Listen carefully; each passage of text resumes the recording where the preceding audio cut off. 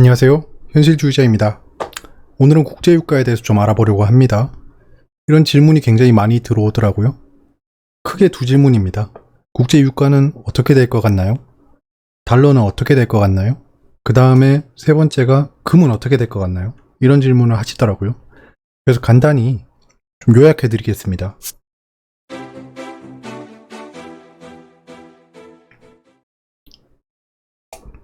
네, 국제 유가 흐름 및 추세 좀 알려주세요 라는 질문이 많았어요. 달러와 유가 금에 관심 많으신 현자님들은 역시 보통 경제 공부를 멀리 하시는 투자자분들은 그래서 뭐 기름이고 나발이고 뭐가 오르는데 이런 질문을 주로 하시거든요. 근데 확실히 현자님들은 수준이 남다르시네요. 일단 뭐 유가 같은 경우에는 쉽게 파악할 수 있는 바로미터 중에 하나입니다. 급등락을 하지 않는 것 중에 하나고요. 어떠한 사태가 발생하지 않으면, 저도 이번에 코로나 사태 때 원유를 투자해서 좀 수익을 크게 봤죠. 그때 완전 폭락했을 때부터 들어갔으니까. 간단하게 시황 요약하고 넘어가겠습니다. 연준 파월 의장이 비둘기파적 발언을 했습니다. 연내 테이퍼링을 하려고 하는데 속도는 좀 안 빠를 것 같아. 약간 이렇게 얘기해서 투자자들이 환호를 하고 있다라는 얘기죠. 동의할 수 없지만 일단은 분위기는 그렇습니다. 유럽 델타 변이 확산으로 미국 여행을 규제했답니다. 큰 이슈는 아니고요. 이런 것들이 있다. 이게 지금 외신의 일면에 있다는 겁니다. 섹터 동향을 보시면 정부가 SOC 관련 계획을 발표했죠. 건설주 슈팅했고 관련해서 철강주도 같이 올라갔죠. HLB가 급등 후 하락했습니다. 뒤에서 알아보시고요. 정부가 수소 전기차 인프라 확충 및 인력 양성 방안을 발표해서 평화산업, 평화홀딩스 같은 애들 많이 올랐죠. 미연준 비둘기파적 발언한 거에 또 작용 반작용으로 금융보험이 하락했죠. 미증시는 현재 상승 중입니다. 자, 국제 유가에 대한 연구를 좀 했습니다. 제가 주말에 논문이나 한국 석유산업 같은 보고서들 좀 봤어요. 어떤 얘기를 쟤들은 풀고 있나. 제가 남들에게 설명을 명확하게는 못하지만 알고 있는 것들을 좀 정리하는 시간을 가졌습니다. 그래서 과연 유가는 상승할까라는 거죠. 일단 크게 세 가지로 나뉠 수 있습니다. 국제 유가에 영향을 주는 요인은 크게 세 개입니다. 첫 번째, 경제 심리 요인입니다. 지금 경기가 좋은가 나쁜가가 영향을 끼친다는 거죠. 중국의 산업 생산량, 경기 회복의 정도 이런 것들이 저기 심리에 들어갈 수 있겠죠. 미국 셰일가스 생산 추이가 이 셰일 혁명 이후에 많은 영향을 주고 있습니다. 세 번째로는 이제 기후변화 대책이 있겠죠. 자, 일단 국제유가의 흐름을 좀 봅시다. 자, 지금 국제유가가 리먼 사태 때 막 올랐죠. 이때는 금융위기라서 올랐습니다. 이게 안 통하는 게, 그러면 코로나 위기가 발생했을 때, 유가 그냥, 풀매수하면 되겠네라는 생각을 할 수 있는 착시를 일으킬 수 있습니다. 자, 보시면, 코로나 때는 유가가 꺾였어요. 그 이유가 금융위기랑 경제위기랑 차이입니다. 제가 한 번씩 구분해서 말씀드린 적이 있잖아요. 그런 게 이런 겁니다. 자, 그러면 여기 나와 있는 지표가 크루드 오일이랑 골드, 약간 금색이죠. 달러, 파란색입니다. 내추럴 가스가 가스는 약간 회색이잖아요. 회색입니다. 자, 보시면 당연히 가스랑 원유는 같이 가죠. 가격이 거의 같이 갑니다. 이때 약간 디커플링이 된 건 있지만 대부분 같이 갑니다. 자, 그러면 금은 뭐죠? 안전자산이죠. 달러는 뭐죠? 안전자산이죠. 자, 달러랑 금은, 달러랑 원유는 역의 상관관계를 가집니다. 보시면 완전히 반대로 움직이죠. 그래서 지금 달러가 올라가면 원유는 떨어진다고 보시는 게 맞습니다. 이때까지 추세가 그랬고, 금이랑은 좀 관계가 없지만 최근에는 디커플링 되어 있습니다. 이거는 코로나19 경제위기 특수겠죠. 보통 인플레이션성으로 재화가 같이 올라가기 때문에 이렇게 같이 올라갑니다. 이런 상황을 좀 볼 수 있습니다. 근데 원유 100달러 시대가 있죠. 이때도 넘었지만 100달러가 고정적으로 계속 간 시기는 이때가 유일합니다. 지금 현재로서는. 이 셰일가스 혁명으로 인해서 셰일은 파면은 얘들이 최소 40% 넘어야지, 유가가 40% 넘어야지 이해타산이 됩니다. 셰일가스가 그래요. 걔들이 새로운 혁명을 통해서 그 시추 방법을 개발했지만 이해 타산이 맞으려면 어차피 많이 들어간다는 겁니다. 그런 상황이에요. 자, 지금 이런 그림을 한번 잘 보시고요. 원유 100달러 시대를 보면 그러면 금리랑 그 증시랑 국채 수익률은 어땠나 이런 걸 보시면 금리는 거의 제로금리 때였습니다. 오? 그럼 제로금리면 유가가 올라가는구나. 약간 이렇게 생각할 수는 있어요. 근데 또 그렇지는 않습니다. 왜냐하면 여기 금리가 그 기준금리가 올라갈 때도 유가는 올라갔거든요. 자, 세계 석유 수요는 22년에 일평균 1억 배럴 회복 예상합니다. 1억 배럴이라고 하면 코로나 이전의 수요량이에요. 이게 국제에너지기구랑 석유 수출 기구 오펙입니다. 거기서 전망이었어요. 그러니까 코로나 이전으로 석유의 수요는 회복될 거다라는 전망이 있다 정도는 알고요. 유가 추이의 가장 중요한 요인은 미국의 셰일가스입니다. 여기서 셰일 혁명 수압 파쇄법이 변곡점이었어요. 제가 지금 목이 안 좋습니다. 양해 부탁드립니다. 자, 미국 셰일가스 생산량을 보시면 자, 셰일 혁명이 일어난 이후에 완전히 그냥 상승세를 타버리죠. 이게 지역별로 그 셰일가스 시추량을 누적 합계한 겁니다.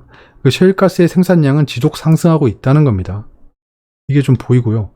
셰일가스의 아웃풋은 지속적으로 늘어날 것으로 전망한다라고 하는데요. 이걸 좀 봐야 돼요. 최근에 2020년 코로나 이후에 생산량이 점점 줄어드는 게 보이죠. 자, 실컷 상승하다가 지금 이렇게 고점을 형성하고 있습니다. 주가 차트로 똑같이 보셔도 될 것 같아요. 고점을 형성하고 떡나게 떠올라가고 이러고 있습니다. 생산량이 줄어들고 있다는 겁니다. 생산량이 점점 줄어들고 있다. 자, 셰일가스랑 WTI랑 달러 인덱스를 보시면요. 앞에 날파리가 날아다니면서 저를 약올리네요. 자, 뭐 아까 보셨다시피 달러랑 유가는 뭐 거꾸로 움직이고요. 지금 보시면 셰일가스의 생산량이 올라가기 시작하는 걸 보면 유가가 올라가는 것도 같이 느껴집니다. 아까 말씀드렸다시피 셰일가스는 손익분기점이 40불 이상이기 때문에 그렇습니다. 유가가 40불 밑으로 떨어지면 시추를 안 하기 시작하는 거죠. 자, 보시면 줄어듭니다. 줄어들다가 다시 유가가 올라가니까 쭉 올라가죠. 이때는 또 트럼프 대통령의 또 정책의 영향도 있었죠. 트럼프 대통령은 셰일가스 지역을 자기 표밭으로 두고 있었습니다. 공화당이죠. 자, 그 이후에 코로나 경제위기가 왔을 때 확 줄고 그 뒤에 올라가지 않고 있다는 겁니다. 요게 중요해요. 지금 현재 올라가고 있지 않다. 셰일가스의 시추량이 올라가고 있지 않다. 예, 유가는 올라가고 있는데 시추량은 올라가고 있지 않다. 자, 그러면 셰일 혁명 이후에 그 미국이 최대 산유국으로 등극했죠. 산유국으로 등극했는데 그러면 경쟁자였던 오펙이나 오펙 플러스의 경쟁력이 떨어지는 거잖아요. 그러니까 유가가 안정되는 겁니다. 셰일이 등장함으로써 유가가 안정되기 시작한 거예요. 이해되시죠? 아이러니입니다. 아이러니. 근데 유가는 절대 40불 밑으로 떨어지진 않죠. 왜냐하면 40불 밑으로 떨어지면 셰일가스 안 팔 거 아니에요. 손익분기가 안 맞기 때문에. 그러면 그 미국의 리그 같은 거 있잖아요. 그 시추 장비 리그 같은 거를 신규 투자하지 않을 거 아닙니까? 약간 그런 건 좀 생각해야 돼요. 근데 코로나가 옴으로써 갑자기 40불 밑으로 떨어졌죠. 이때도 40불 밑으로 이렇게 떨어뜨렸어요. 이때 치킨 게임이 시작됐던 거죠. 셰일가스 죽여버리려고. 근데 못 죽이고 오펙이 죽어버렸죠. 약간 그런 사태가 보입니다. 일단 유가가 40불 이상을 유지해야 되고 그 셰일가스의 시추량은 원유의 상승을 억제해준다 정도는 여기서 볼 수 있는 겁니다. 간단하게 말씀드리면 셰일이 등장함으로써 원유의 상승을 억제할 수 있는 수단이 생긴 거예요. 그러면 그 반대가 뭐겠습니까? 셰일가스가 생산이 지장이 생기면 원유 상승을 억제할 수 있는 수단이 사라지는 겁니다. 달러랑 원유는 음의 상관계수로 가졌죠. 음의 상관 반대로 움직인다는 겁니다. 셰일가스는 지금 추세가 약 11개월 느립니다. 이걸 말씀 안 드렸는데 자, 보시면 변곡점이 있잖아요. 이렇게 변곡점. 이 변곡점이 약 11개월 정도 차이 난다는 겁니다. 11개월. 약 1년 정도 차이 난다는 거예요. 그러니까 유가가 하락했다가 떨어지는 시기, 셰일가스의 생산량이 줄어들었다 올라가는 시기, 이게 약 11개월 걸린다는 겁니다. 이게 그 공급이 비탄력적이라서 그런 거예요. 그냥 공급을 쉽게 못하는 겁니다. 공산품처럼. 사람이 부족하다고 해서 막 공급할 수 없잖아요. 인력 시장을. 그러니까 사람의 인력은 공급이 비탄력적인 겁니다. 이게 수요 공급에 대한 원리예요. 그래서 셰일가스는 약 11개월 정도 추세가 느리다. 그러다 보니까 결국에는 셰일과 달러가 연관관계가 생겨버립니다. 이게 달러랑 원유가 음해상관계수면 반대로 움직이잖아요. 근데 셰일가스가 느리다 보니까 셰일가스는 같이 움직여요. 약간 그런 게 보입니다. 자, 지금 셰일가스 생산 감소 정책 중입니다. 바이든 정부가 들어섬으로써 얘들은 그 기후 위기에 대한 대응을 중요시하죠. 그래서 셰일가스는 기후 위기를 불러오는 요인입니다. 그래서 줄이고 있어요. 그 신규 투자가 줄어들고 있다는 겁니다. 화석 에너지가. 그래서 미국의 리그 가동 건수가 회복세가 둔화되고 있어요. 미국의 리그는 이 추공을 뚫는 장비입니다. 그래서 이걸로 셰일가스를 얼마나 파고 앞으로 얼마나 늘 건지를 가늠하는 거예요. 그리고 셰일 생산 업체들이 신규 투자를 억제하고 있습니다. 그 벌어들이는 돈으로 얘들의 채무를 개선하고 있어요. 그러니까 지금 뭐 대통령이 장려하지도 않고 거기에 수압파쇄법, 그 셰일가스를 파는 방법이거든요. 그런 것들을 규제하고 있는 거예요.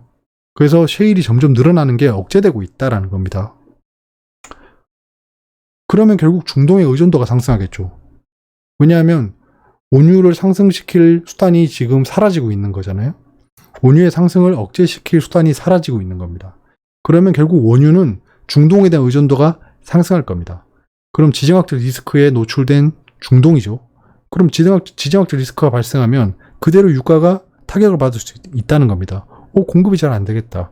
중동에 긴장감이 생겼으니까 공급이 잘 안 될 수 있겠다. 약간 이런 거죠. 그래서 국제 유가가 중국 경제 부진이나 뭐 아프간 긴장 고조에 하락했다고 하는데 이거는 셰일이 없어진다면 다른 얘기가 된다는 겁니다. 뱅크 오브 아메리카도 얘기했죠. 원유 공급이 수요를 못 따라간다. 이 셰일이랑 관계 있는 거예요. 셰일가스의 신규 투자나 상승세가 늘어나고 있지 않다 보니까 수요를 못 따라갈 거란 겁니다. 미국이 제1의 산유국이잖아요, 지금. 사람들이 뭐 중동, 뭐 사우디 이러는데 미국입니다. 산유국 1위가 그 미국이에요. 수요를 못 따라가게 된다. 유가가 100달러 간다는 전망이 나오는 겁니다. 결론입니다. 50불 초반대까지 하락한다면 분할 매수를 시작할 예정입니다. 이번엔 레버리지 말고 1배로 갈 거예요. 저번에는 급하게 반등할 거라 생각했기 때문에 레버리지를 들어간 건데요. 이번에는 1배로 들어갈 예정입니다. 그리고 여쭤보시는 분들이 있는데요. 모든 그래프 차트는 제가 데이터를 수집해서 직접 만듭니다. 어디서 퍼오지 않습니다. 현재는 경계를 극대화하고 있습니다. 여러 가지 해치 수단을 제가 지금 찾아보고 있는 거죠. 제가 뭐 원유에 대해서 이렇게 자료를 정리하고 보는 이유가 뭐겠습니까? 해치하는 수단을 찾는 겁니다. 지난번 코로나 때도 원유로 성공적인 해치를 했죠. 그때 하락하고 선물이 마이너스 찍은 이상한 사태가 발생했었죠.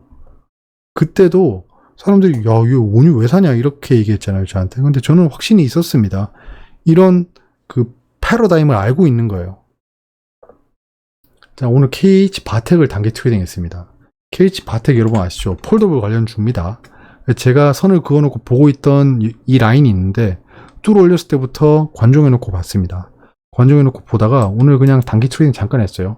이 슈팅을 보고 하락했을 때 데드캣 바운스가 있겠다라고 해서 팔았습니다. 단기 트레이딩 했고 이렇게 하루 동안. 그리고 HLB 매도했습니다. 오늘 외국인 단기 쇼커버링을 추정하고 있었습니다. 제가 지난주 영상에 말씀드렸었죠. HLB에 쇼커버링이 일어나지 않았다라고 말씀드렸습니다. 일어나지 않았다. 만약에 공매도 수치를 속인 게 아니라면요. 그러면 쇼커버링 한번 하겠구나. 장대 양봉을 한번 그리겠구나라고 말씀드렸잖아요. 오늘 장대 양봉을 그렸습니다. 그래서 팔고 나왔고요. 근데 제가 뭐 고점에서 팔지 못했습니다. 저는 HLB 상승하는 거 보고 깜짝 놀랐어요. 어떻게 이렇게 올라가지라는 생각이 있습니다. 이게 이렇게 5일선 타고 올라가는 게 정말 강한 거예요. 호가창을 보고 있으면 어지럽습니다. 근데 이거 누구인가 못하고 이번에 제 비중 많이 태웠다고 했잖아요. 그래서 제가 판 겁니다. 아니었으면 홀딩했을 거예요. 홀딩했고 이쯤에 있었겠죠. 그러니까 결국에는 똑같은 상태가 되는 겁니다. 결국에 급락하고 다시 이렇게 되는데요. 이건 예정이 돼 있었죠. 왜냐하면 그 1시 10분까지였는데요. 제가 봤을 때 1시까지 얘들이 지정한 매수량이 있습니다. 외국계가 사야지 하는 매수량이 있었다고 생각했어요. 전 추세를 보면서. 이렇게 5일선을 타고 가는 걸 보니 얘들이 사고 싶어 하는 양이 있구나라는 게 좀 가늠이 됐습니다. 여기서는 가늠이 안 됐어요. 여기서는 가늠이 안 됐어요. 왜냐? 여기서는 급등락을 반복했거든요. 거래량이 올라가면서. 그러니까 이거는 명백히 고점 신호인데 결국엔 페이크였던 거죠. 페이크 치고 이렇게 올라간 겁니다. 5일선 타고 가는 거 보면서 아, 얘들이 사야 될 물량이 있나 보다. 그럼 결국엔 얘들이 매수가 중단이 되면 폭락하겠구나 생각은 했습니다. 그래서 폭락했고 이렇게 됐다. 예. 내일 갭상승으로 시작하면 좀 볼만하겠네요. 근데 저는 한동안은 또 HLB는 들여다보지 않을 겁니다. LG화학을 오늘 추가 매수했습니다. 어제 말씀드렸다시피 77만원 부근을 강력한 지지선으로 생각하고 있습니다. 오늘 거의 마지막 하락이 됐을 거라고 생각을 했어요. 이거는 왜냐하면 그 지지선 인근까지 오는 걸 보고 느꼈습니다.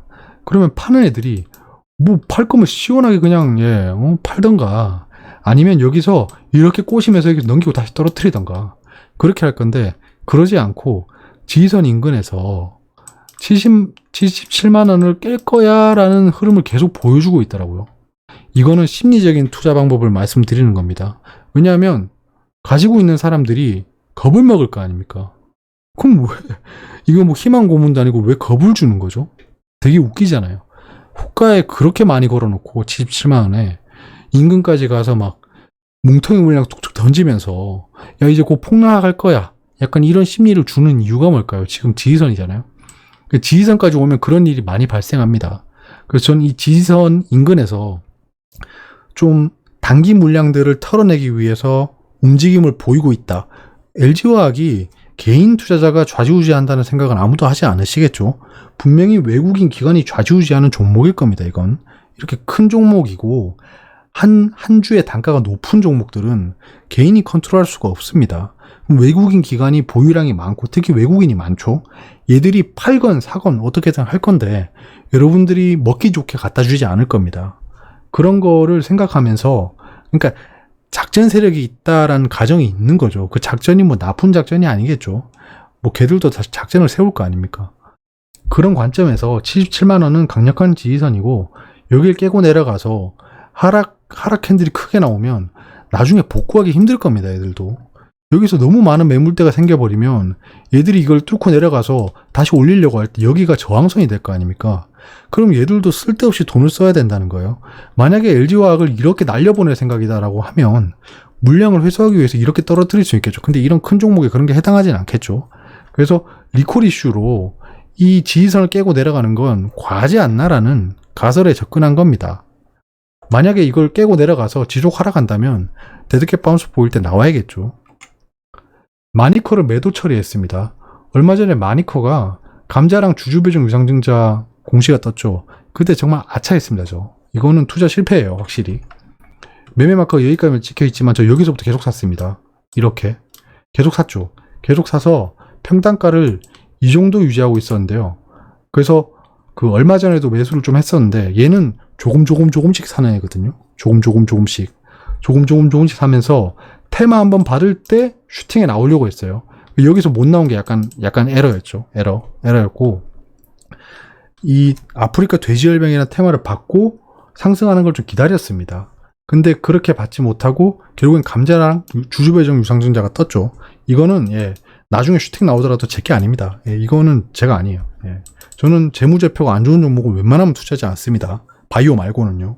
단기 트레이딩 말고. 근데 얘는 좀 예외적으로 마니커는 코스피잖아요. 코스피인데다가 좀 아프리카 돼지열병 이슈를 받고 급등하지 않을까라고 기대하면서 조금씩 모아가던 종목이었는데 아니다 싶어서 나왔습니다. 오늘 나왔고 사장님도 조금 가지고 있던 거 그냥 팔고 나왔어요. HMM 단기 수익 중입니다. 지금 현재 수익권에서 보유하고 있는데 추세가 약간 위태위태하죠. 근데 지금 여기 저항선이 있잖아요. 저항선 인근에서 지금 이러고 있습니다. 저항선 뚫어낼 똥 말똥 하고 있어요. 이게 만약에 여기서 이렇게 떨어지면 약간 이렇게 올라갈 추세인 것 같습니다. 제가 봤을 때는. 그래서 하락한다면 좀 추가 매수를 노려볼 예정입니다.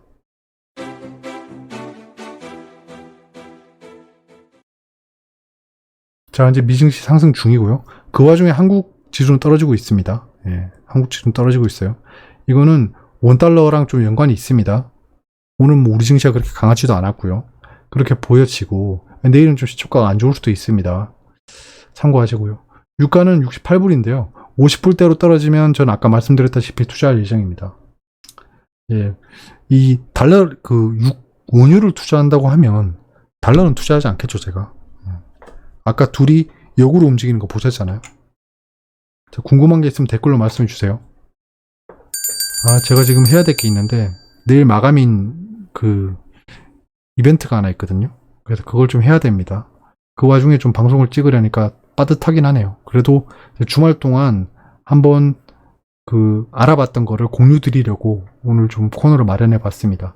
궁금한 게 있으면 계속 댓글로 말씀해 주세요. 제가 최근에 댓글을 못 달고 있지만 항상 여러분들이 어떤 말씀 하시는지 보고 있습니다. 시급한 거 항상 댓글을 달고 있으니까 예, 항상 감사드립니다.